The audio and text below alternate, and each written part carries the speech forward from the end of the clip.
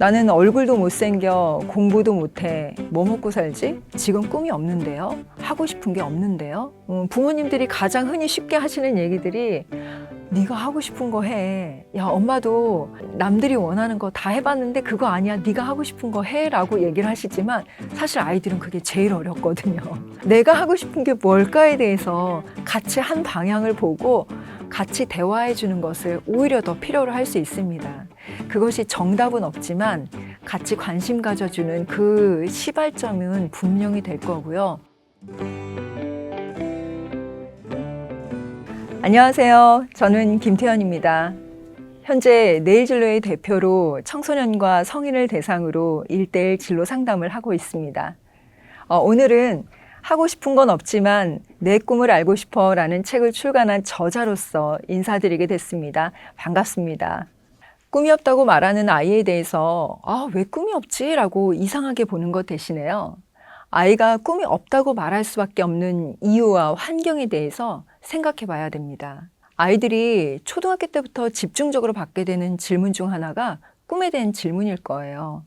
운동선수 또는 의사, 웹툰 작가 이런 꿈을 가지다가 중학생이 되면서 공부에 대한 부담감을 갖게 되고요. 또 고등학생이 되면 성적에 대한 압박감을 느끼면서 많은 아이들이 스스로 고립되고 있습니다. 이렇게 청소년기가 되면 현실적인 생각들을 하게 되죠.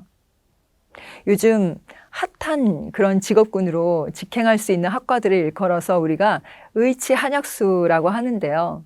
꿈이 꼭 직업에만 국한된 건 아닌데 직업으로 한정 짓게 되면서 아이들은 현실적으로 꿈이 실현 가능한지 또 가능성의 여부를 스스로 질문하게 됩니다.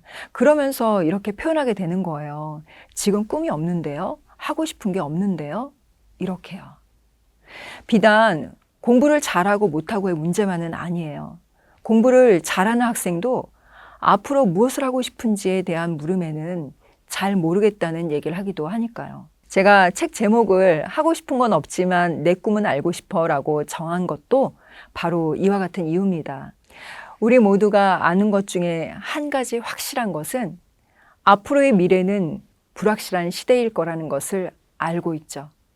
진로를 선택하는 것은 불확실한 미래를 살아가는 우리가 나답게 살기 위해 나다움을 발견하여 자신이 진정으로 원하는 삶을 디자인하고 변화와 성장을 경험하는 것입니다.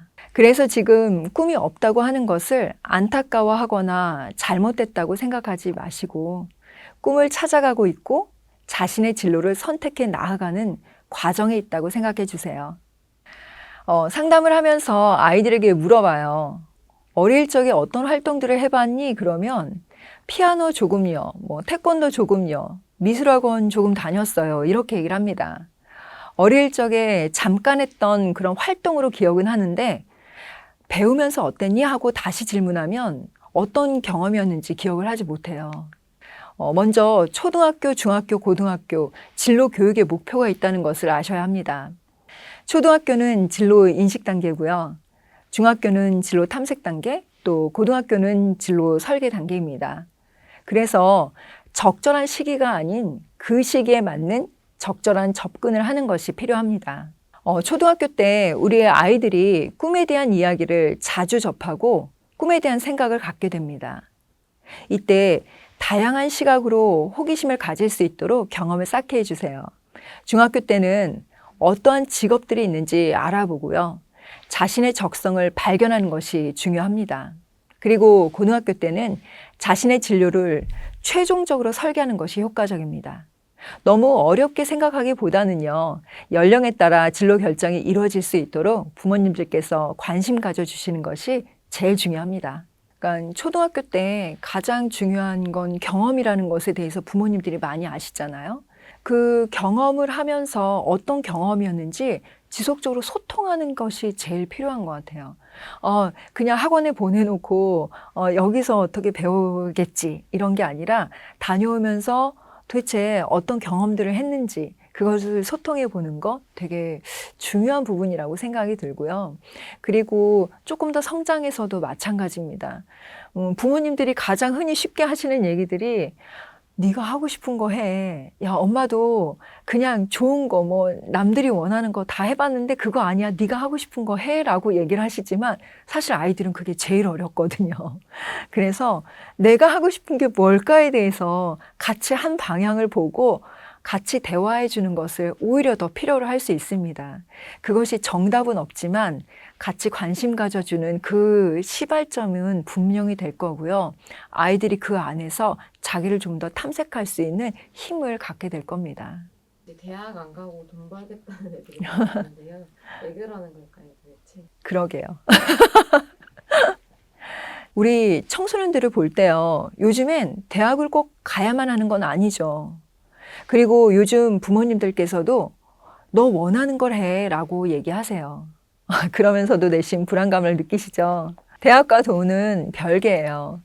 아이가 무엇을 하고 싶은지, 또 아이가 무엇을 가지고 싶은지, 아이가 어떤 존재가 되고 싶은지, 아이가 꿈꾸는 미래로 어떻게 접근해 나가려고 하는지 우선 그것에 대해 탐구해보고 대화해보는 시간이 필요합니다.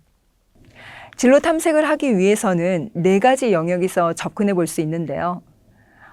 나는 어떤 흥미가 있지? 나는 무엇을 잘하지? 나는 어떤 성격이지?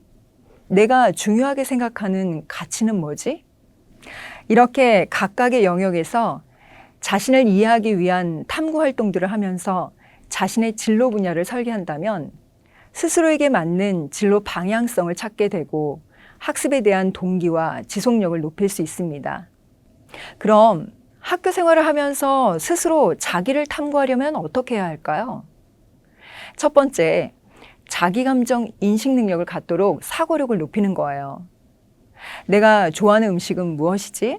또 어떤 색깔을 좋아하는지, 어떤 계절을 좋아하는지, 또 어떤 꽃을 좋아하는지, 싫어한다면 이유는 무엇인지, 이렇게 질문하고 답하는 활동들을 해보세요.